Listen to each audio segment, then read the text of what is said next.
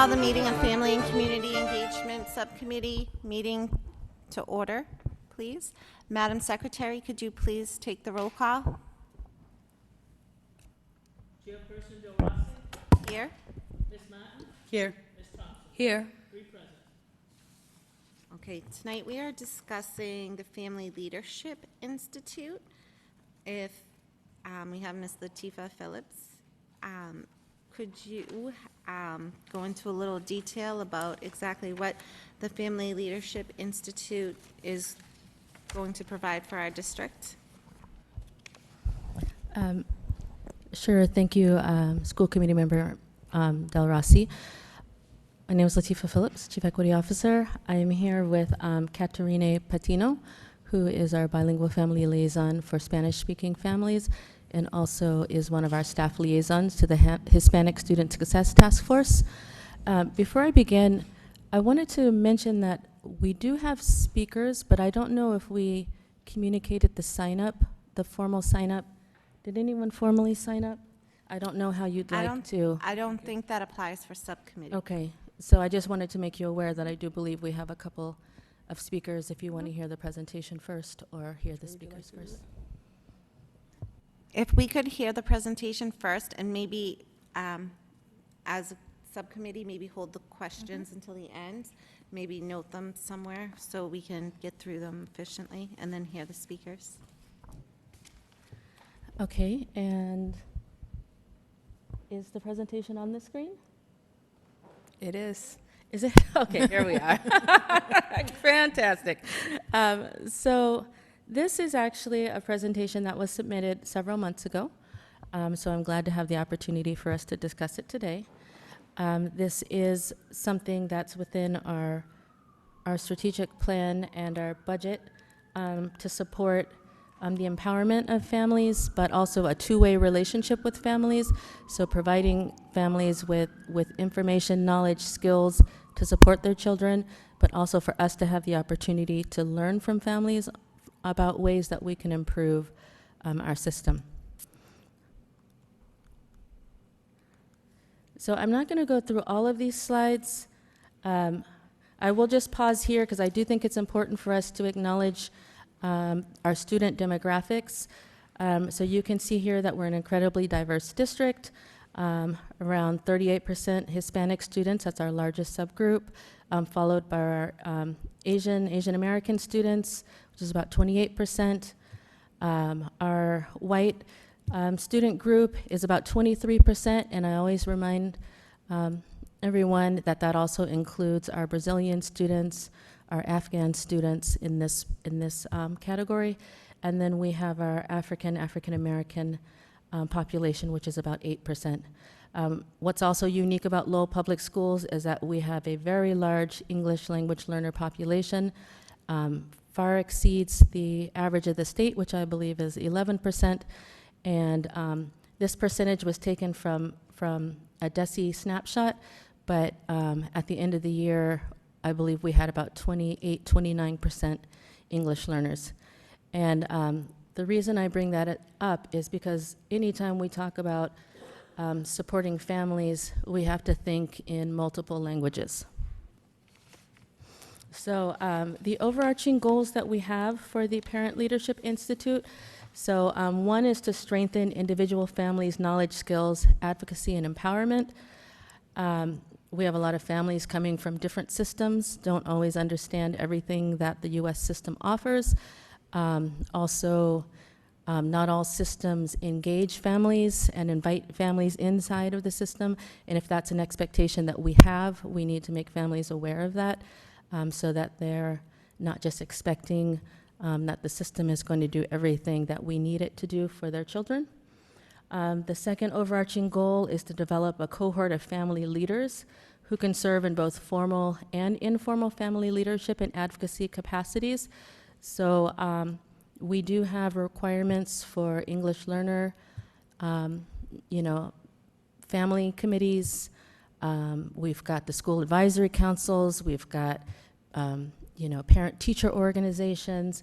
All of these different organizations require family leadership. And so we want to play a role in helping to establish those family leadership pipelines. And then goal 3 is developing a two-way process where district and schools learn strategies for improving family engagement and student engagement through engagement with families. I'll give an example of when we were informed that we were going to have a large number of refugees coming from Afghanistan. And initially, we had all these ideas of how we were going to serve the families and maybe put them in one school. And then we said, why don't we talk to the families, to hear what they need? And that ended up shifting, our strategy. So I think that we need to do more of that as we're building improvement initiatives for the district. So we have 3 strands that we have kind of planned for this institute. So one are workshops and trainings for individual families. So this is allowing families to opt in to trainings that they need on an individual basis. So at the beginning of the year, this past year, we offered family language circles where families were able to come in and learn how to navigate like the online parent portals. And that was something that not all families need, but if that's going to be our means for communicating with families, then we have to make sure that they know how to use that system. We also have a strand working with our workforce and economic development agencies to expand out the opportunities for our families to gain workforce skills, to gain job placement, because the stability of the family also plays a role in the success of our students. And then the third strand is formal family leadership pipeline in partnership with post-secondary institutions. So we talk a lot about like the paraprofessional pathway to teacher, right? Or the teacher pathway to principal. But we also know that it's important to, if we say that parents are our partners, that's one of our core beliefs, the first teacher in the home, then we want to be able to invest in their leadership development. So, and again, all of these offerings need to happen in multiple languages. And so everything I shared, we then like multiply into a couple of different languages. So workshops and trainings for families can include topics such as the Lowell education system, college and career readiness, through some of the initial Parent Academy, the Family Institutes. We started sharing with families that college planning starts in elementary school. And so we want to be able to expand that out. Literacy, pre-K through grade 3. We want to make sure that our families have an understanding of what our students need at the early childhood, early learning level, which is not only academic support, but social development, motor skills, that kind of support. Social emotional learning and mental health, technology, advocacy and empowerment. Those are all areas that we would like to build out trainings and workshops for our families. As relates to the workforce economic advancement, we know that there are a lot of organizations in the community already working to support adults, so we want to strengthen those relationships with the Adult Education Center, Mass Hire, Job Corps, Workforce Development, and so prioritizing, GED and ESOL, high school equivalency, as well as job skill development and job placement. And then the formal leadership pipeline, that's one that will be built in partnership with a higher education institution, maybe Middlesex Community College or UMass Lowell, where there may be college credit or a certificate to build knowledge and skills around family leadership, especially in the core areas where the district in some cases has a compliance role, even in having family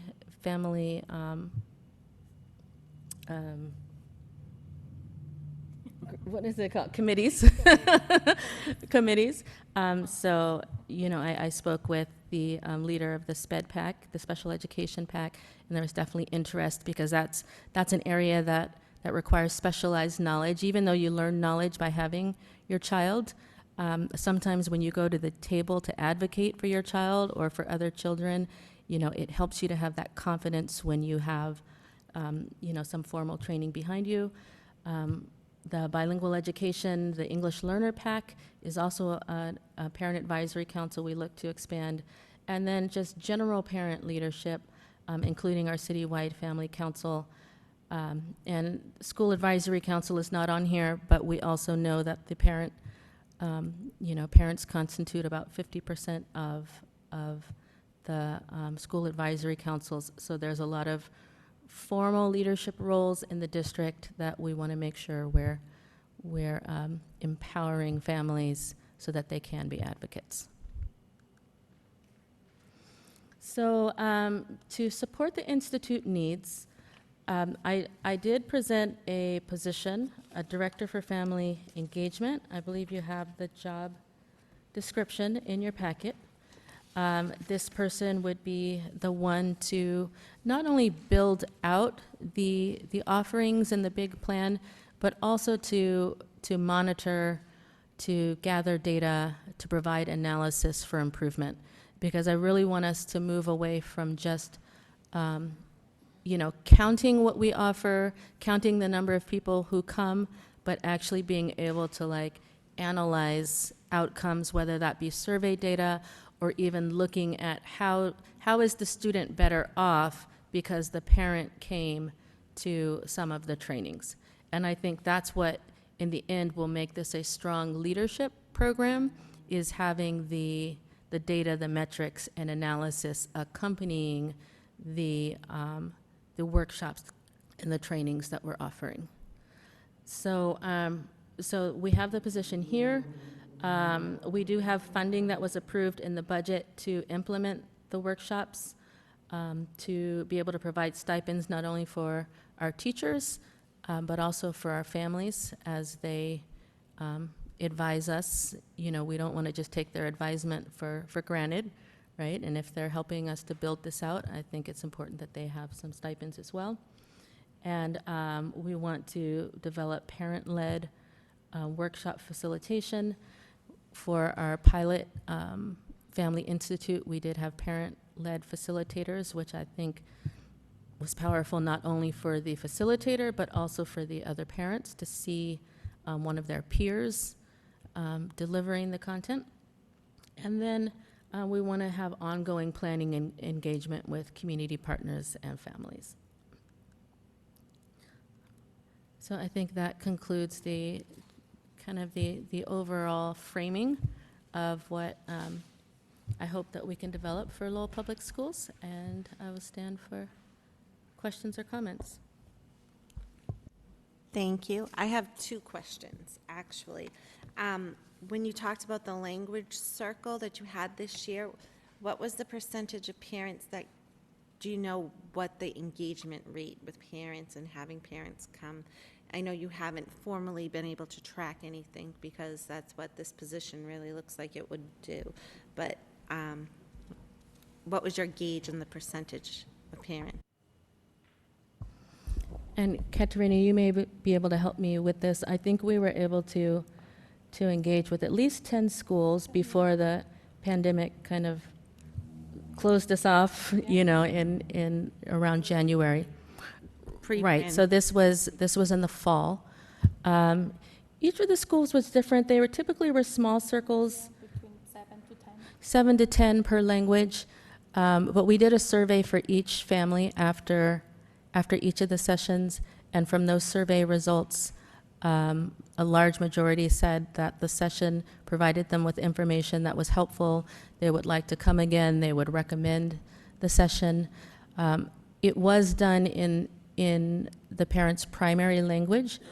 And so sometimes we do sessions with interpretation services, but these were opportunities for the session to be fully in the parent's language. And one of the things that we would like to do differently, our bilingual liaisons helped to plan this at the schools, but really for it to be successful, we need to tap into the schools more. And so this is where building the force of parent leaders comes in, where, if we're going to an elementary school, Katerina can work with the parent lead, in the school to communicate with the families, to bring the families together. Because what we're finding is that when a liaison like Katerina builds the relationship with the family, they continue to call her rather than calling their school-based person. So I'm glad that families are calling someone. That's progress. But what we really want to do is to build the school community. Thank you. My other question is, now, I know you said you have funding for these positions and so forth, but is that funding coming out of ESSER or the general fund? So I'm not 100% sure. I do believe this position is ESSER funded. But I also, one of the ways that I am approaching anything with ESSER funds in my office is, making sure that we have, the data and the monitoring to demonstrate the difference it's making. And then, when we come to making decisions around what's impactful or what's not impactful, we have data behind it.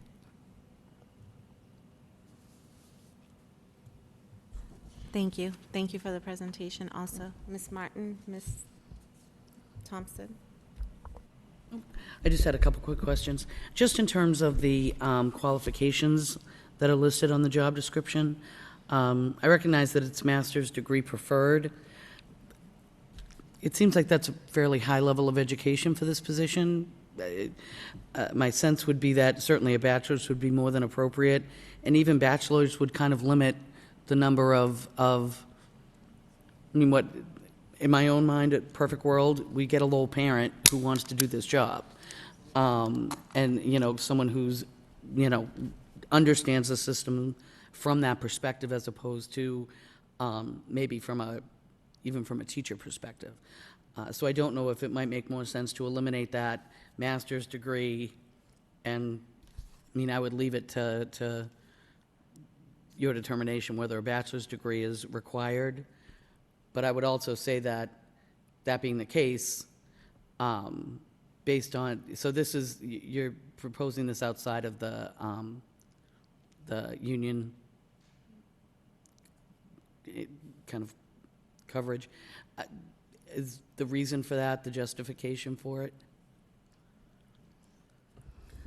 So I think with any position, it becomes a conversation or negotiation. So I'm really not recommending either way. Okay. This is a new position, and Because my sense would be is that it should fall into that. That's just my own, based on kind of, history, that it should fall into the union, and that would kind of in some ways have an impact on the salary range.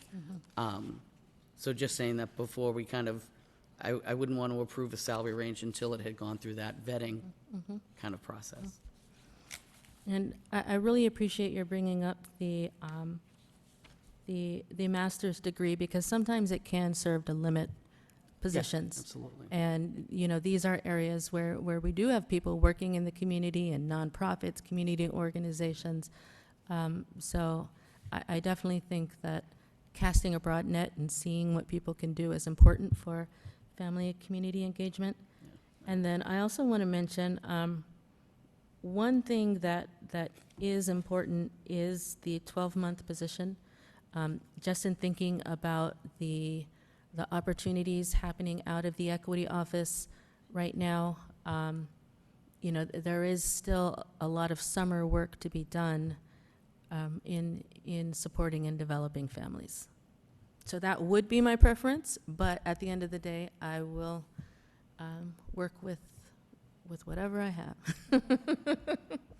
Understandable. But I would agree. It does seem like we need more and more 12-month positions. The work doesn't end, in June. So certainly would be supportive of that.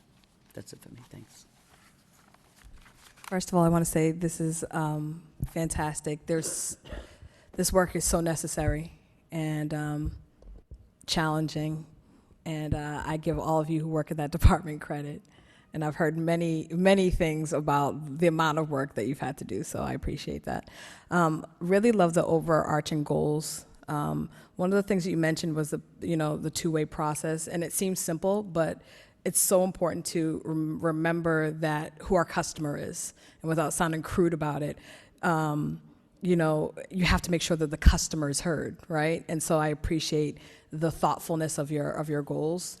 I did have one question on the strands, and this goes to something that I kind of brought up as a motion, but more than that, it's about financial wellness.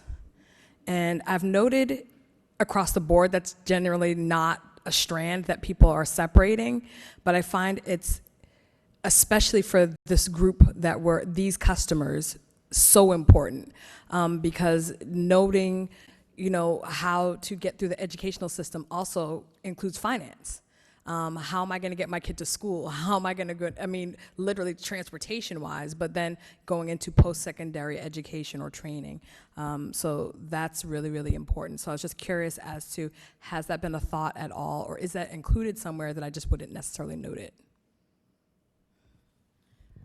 So that hasn't, been widely discussed, but it is something I've heard as well, especially for college planning and such. So it does make sense in, workforce economic, opportunities. Okay. Yeah, that just was something that, again, has been something that I think as a district is so important. And maybe this is, and I hate the term pilot with a passion, but potentially this is something where we can have a pod or a learning around this, especially considering that it is, we're potentially using ESSER funds. So this is the time to utilize something that we haven't done before to move forward. So the only other thing, and I actually had noted the same thing about the education. So I, having been a former recruiter, know how that can really dissuade a lot of people. They're like, you know what, forget it. I have an associate's, and I might apply because it says bachelor's, but I'm definitely not going to apply because it says master's. So that's just something to consider. And I also appreciate that you mentioned that equity isn't about a number, because it's not. It's about the impact. And so I really appreciate that that's the thought when you're thinking about this particular role. That's all. Thank you.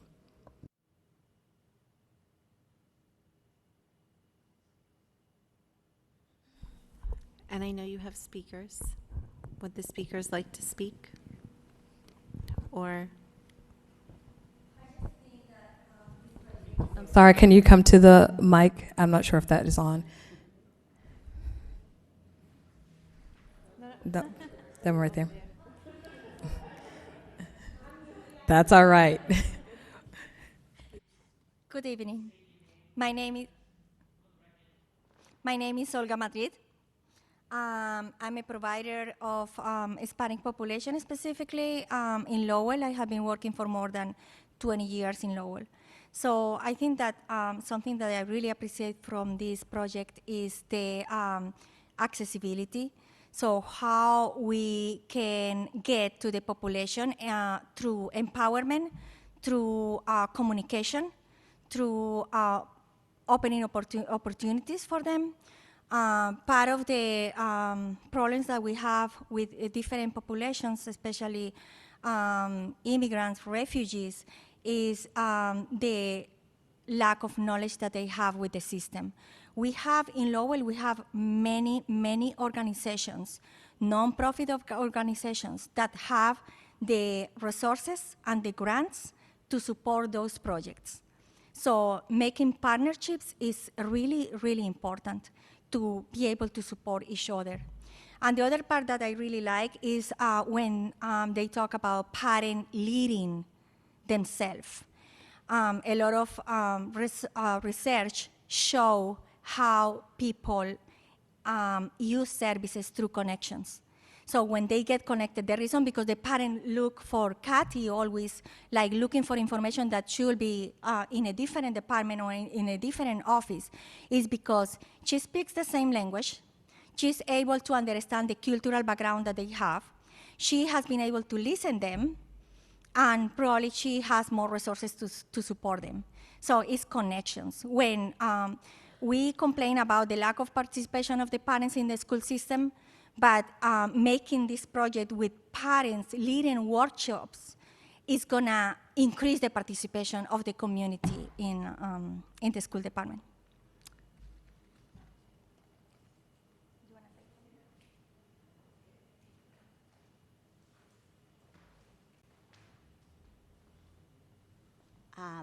My name is Adriana Giraldo, and I live in Lowell. I work at Lowell Adult Education Center as a student services coordinator for 17 years. And I've been seeing firsthand how when you help a parent, you're helping multiple generations. It could be a grandparent, a child, and a child of that child. And when I hear about this project, I think it will be great to operate as an integrator. In Adult Education Center, we already have some experience, like empowering parents, working with new groups that they come, but it's kind of in a small scale. But having this from the district and being able to reach all the schools, that will be wonderful.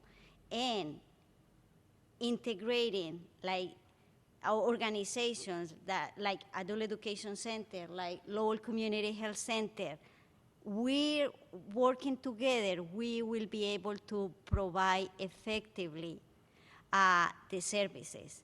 And we already have a lot of knowledge in the district because, like I say, as in Adult Education Center, we already been working with like group of parents that are coming, and the point of information is the teacher in class, is the student services coordinator, is a friend who already learned about the services, and they even make like a small community there to learn about the services. And if we could integrate what we already been doing in the system in a large scale, I think it will be wonderful. And again, we've been working to make accessible the resources and the information, and I think we've been seeing results in like individual cases, because like Catherine say, like Olga say, like sometimes we're connected when we work in different organizations and we know where to refer, and that is really effective, but that is empowerment, and that's what, if with this, we're going to get through parents and through community members that could be multipliers. Thank you.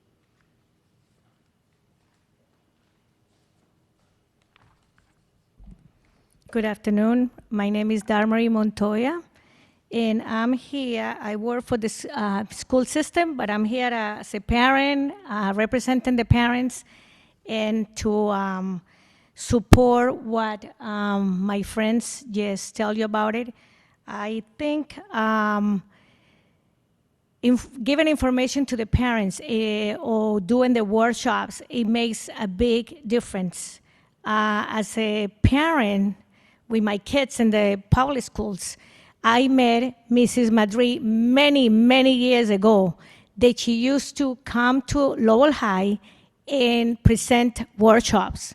At that time, my kids, they were even going to Lowell High. So that's how I met her. And my friends told me about the workshops, and I participate. So I think that's one point that is very important. What Adriana said about involving the 27 schools that we have in Lowell, even if we see that it could be a challenge, maybe we can do or provide workshops in different parts of the city. It could be Acre, South Lowell, because I know it's going to be a big issue, transportation with our minority parents. So I think that will be, we can try that, maybe. But I think lack of information about the school system, how to navigate, how to get the resources in Lowell, is a big issue for every minority group here. Personally, I work also with the Brazilian kids and the families and the Latino. So I've been a resident of Lowell many, many years, so I know a lot of the services and agencies that I can refer the kids. But one of the things that sometimes happen is we don't have a follow-up, so we don't have the follow up with the parents and the kids, and sometimes they get out of our hands and it's nothing we can do. But we need a lot of communications and a lot of outreach. I did personally a lot of outreach during the pandemic, but sometimes it's not enough. So I'm here to support what they said. Thank you.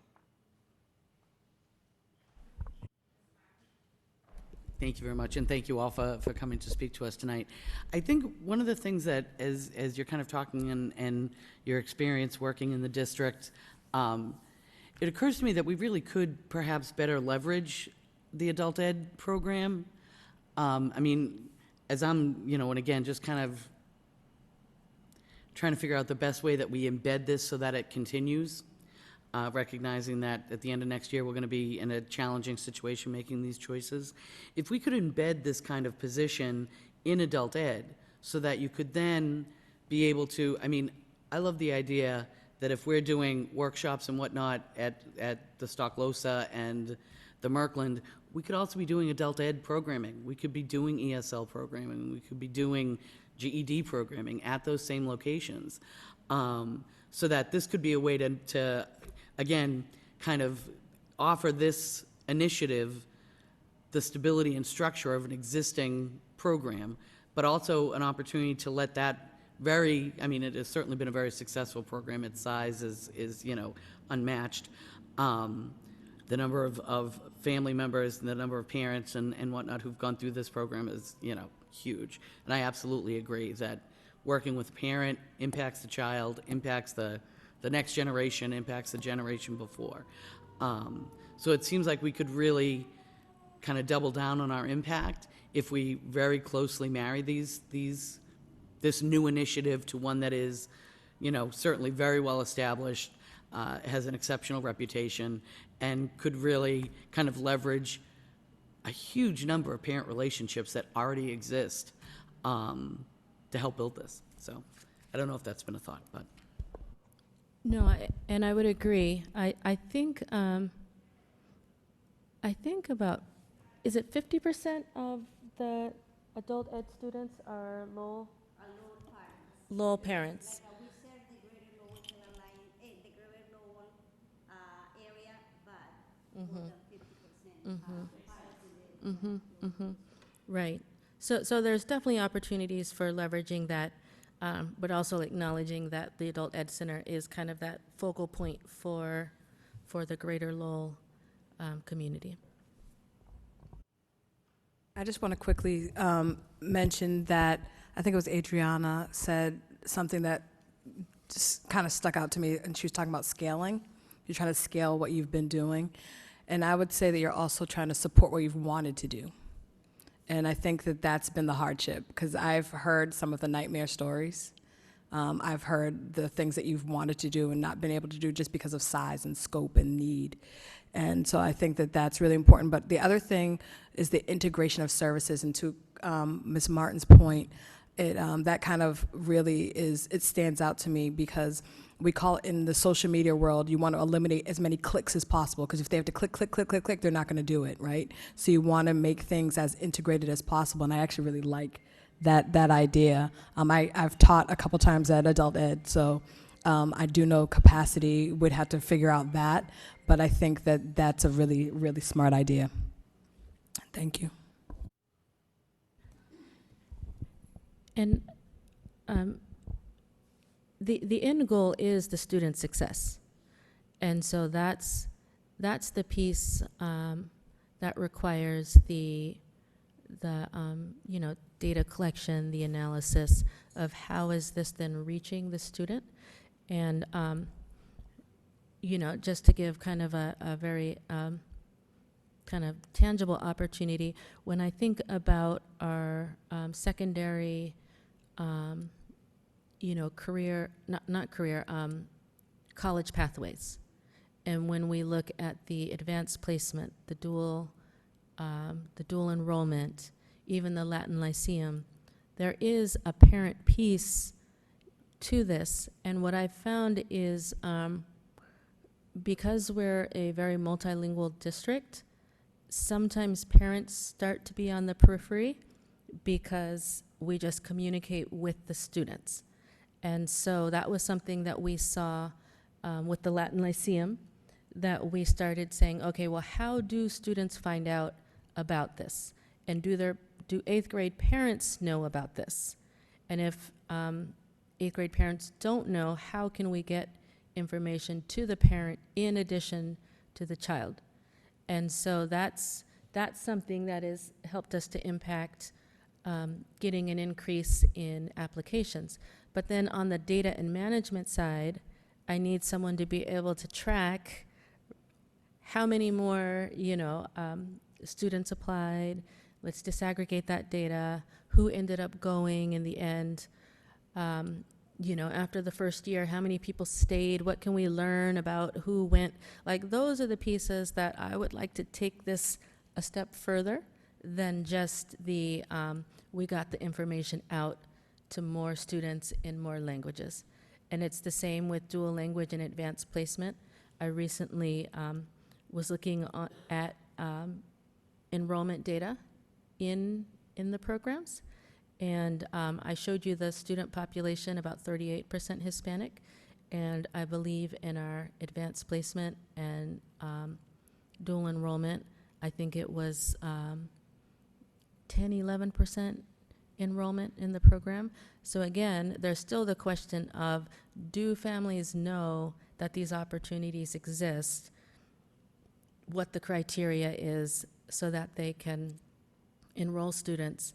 And an interesting piece I saw was that the Spanish AP has a large percentage of Hispanic students and a very high pass rate. So it's like, okay, so some families understand, advanced placement. Some are choosing it. Some students are doing really well in it. But why aren't the students going toward the other courses? And so that's an area where, again, you need to do targeted outreach to families around these opportunities that exist so that they can go to the school, go to the counselor, whenever the timing is, to choose the classes, to be able to say, I just got this schedule, I'd like my child, to be in X class. Thank you. I think this is going to be essential to really hone in on what we need to get the communication out to our students of the great programs that we have. It's just a matter of really, like you said, targeting those students that, hey, maybe this program would be helpful, but they had no clue about it, and getting the word out, because I think that's an issue throughout the city, I'd like to make a motion to bring the Family Institute benefits with community resources and contingency plan, as well as the new position to gather data and measure the data, and to really have data management in regards to the program. I'd like to bring that new position pending vetting from the union to the entire school committee. If I can make that motion, or is that too much? You might need to ask the Madam Secretary if that's too much. It's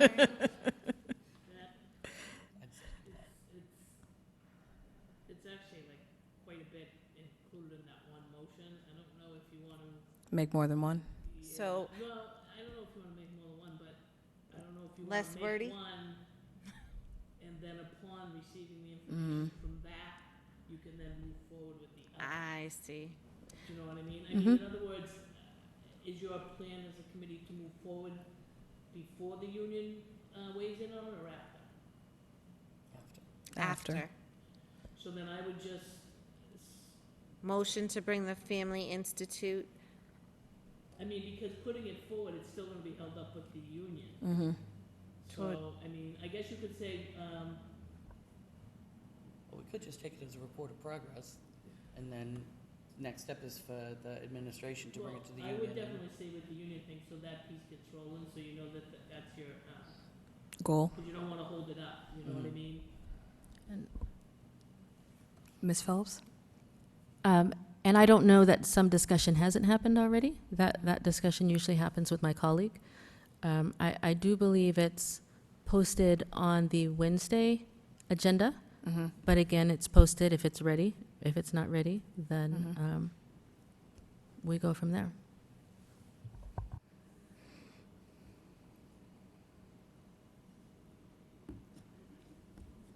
So I'm not sure where the motion stands, Madam Secretary, I'm sorry. I mean, honestly, I don't wanna really, Write it? no, I don't wanna tell you how to do it, I don't wanna hold anything up. I just think it's like, it's contract, like you're saying, it has to be vetted to the union, but we're approving it, but you can't really approve it until so I guess approval based on the union's response regarding where it lies as a union position. I mean, to your point, it wasn't that we were approving it, it was moving it forward to the committee for approval in the first place. So it would be a report of progress of what we discussed here tonight to the board. Okay, and you don't want anything in there with the union? No words, no, Okay, none of so my just words. You're gonna do a report of progress. Report of progress to, so that we can we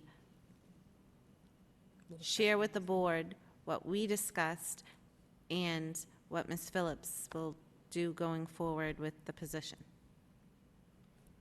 Right, because that is on the agenda, so then it can be discussed on the floor. Correct. Okay. Second?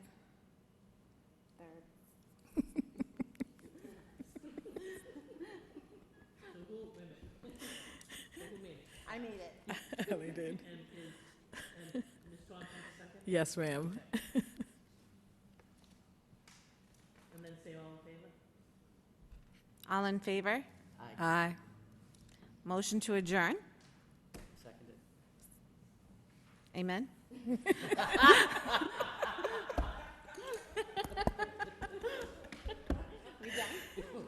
We're all set. Thank you.